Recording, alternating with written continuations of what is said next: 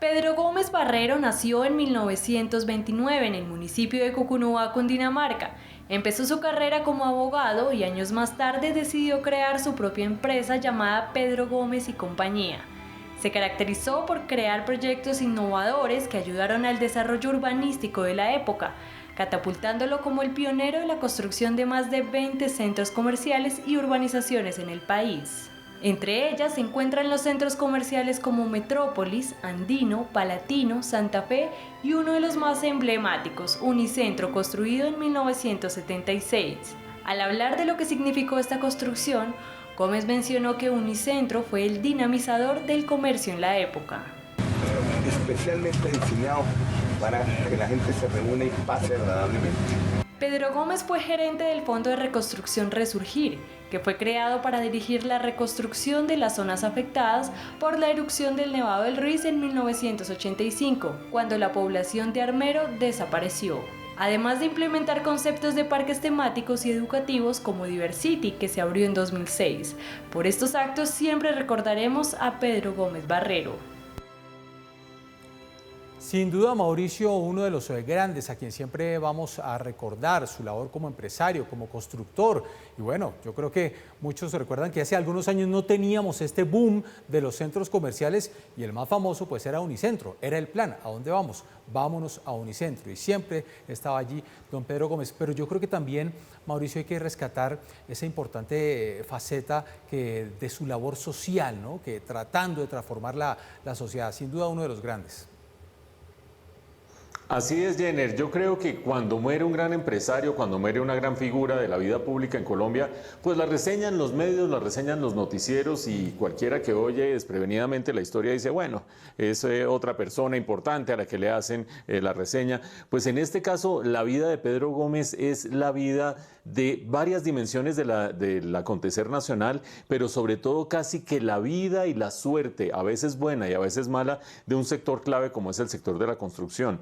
Efectivamente, para muchas personas que nos siguen en este momento parecería que en la vida no pudiera uno tener nada distinto a un centro comercial, sobre todo en ciudades como las colombianas, donde los espacios públicos urbanos son tan escasos, son tan precarios, son tan peligrosos. Los centros comerciales son parte fundamental de nuestras vidas y cualquiera cree que han estado allí toda la existencia y que nunca hubo un momento en que no hubo centros comerciales.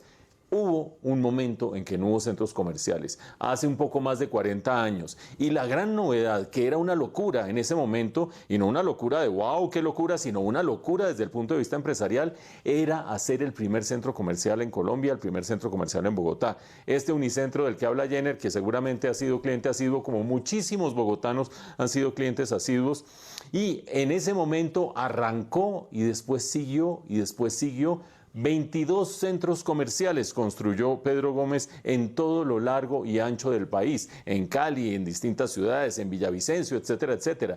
No solo eso, urbanizaciones emblemáticas, la urbanización de Multicentro alrededor del centro comercial Unicentro, fuera de eso Sindamanoy, fuera de eso Calatrava, Metrópolis, urbanizaciones en otras ciudades del país. Hasta allí la faceta de constructor y uno diría, bueno, pues sí, una persona como tantos constructores hay que les va bien. Fuera de eso, fue diplomático, fue embajador de Colombia en Venezuela durante un tiempo bastante difícil. Estuvo al frente de Resurgir, lo decíamos en nuestra nota, Resurgir, esa corporación que se armó para tratar de sacar adelante la población que quedó damnificada después de los estragos de Armero, de la desaparición de Armero.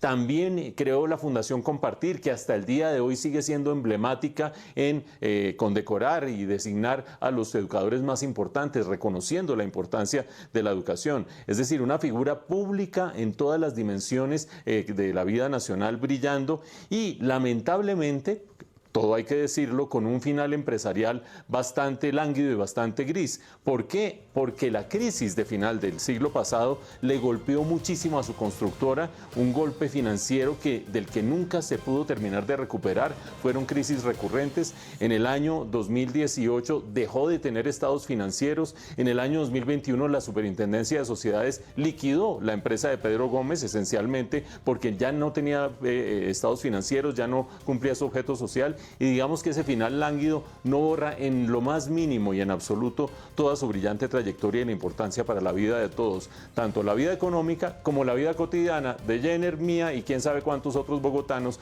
que crecimos yendo al centro comercial Unicentro y que hoy seguimos diciendo el único lugar que lo tiene todo, y parece que es cierto.